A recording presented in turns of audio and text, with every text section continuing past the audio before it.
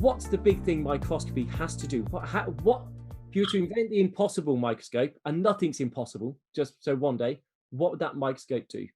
All right. So I keep talking. There's two sides of this. There's what is needed right now and certainly doable, and then there's the holy grails. Okay. To me, the holy grails, the things that would potentially pull me back into microscopy, would be to have protein-specific contrast, label-free, at high resolution, non-invasively. Okay. I don't know how to do it. All right. The other option, the other holy grail would be, I don't care whether it's by fluorescence or whatever, but to be able to see all the molecular players involved in a biological process at the same time, not just one at a time, two at a time, three at a time. So the whole endocytic pathway, everything from clathrin, adapter proteins, Rab, the whole thing, to see the whole mechanism going on at once. All right. Those are the holy grails. I don't know how to get to those holy grails. Extremely narrow line width labels with orthogonal labeling of 30 things would get you there. Be chemistry crazy nightmare to get to that, but maybe there are better ways. I don't know. In terms of what the field needs now, so yeah, this is going to piss off a lot of people.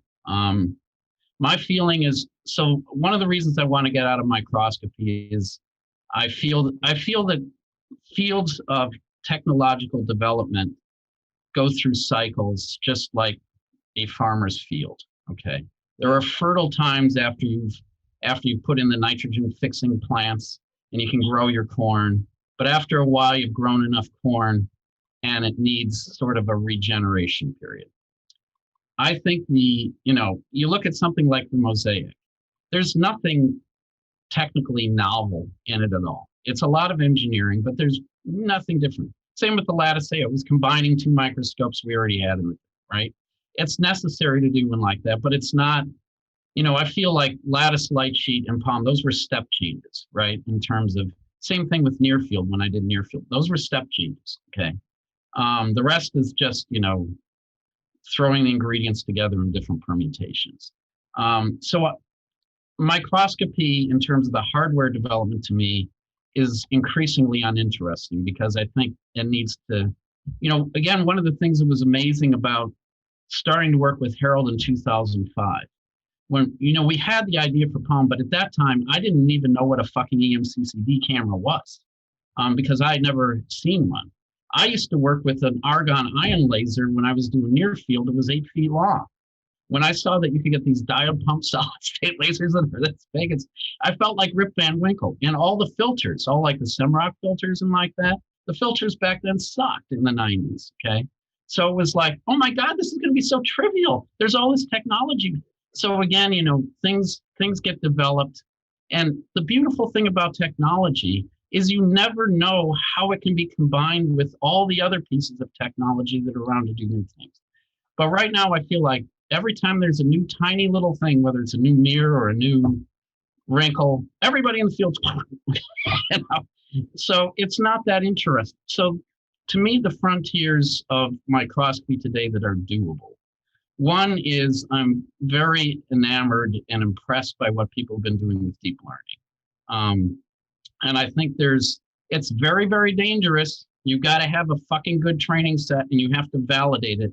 And I'm really afraid there's going to be a lot of garbage because people are not going to do the right type of validation of what they're doing. But when applied right, I can really see how that can make a big jump. Basically, you're using priors, right? I mean, Palm is kind of using a prior, right? Palm is saying, prior know that this is a single molecule and not more than one, right? Priors can take you a long way. So I think that's got a lot of wheels to go. The other problem, and the hard, intractable problem, and the thing that depresses me about still lattice light sheet and lattice AO is the data. I mean, everybody knows this, okay? I mean, with the modern, I've got on my computer now, I'm trying to render a 24 terabyte data set, right? So it's I got a $30,000 workstation. We have $1 million cluster that it's hooked to, and it's still an enormous pain in the ass to deal with the data. You know, you can easily get 10 terabytes a day, no problem. You can get 20 terabytes a day.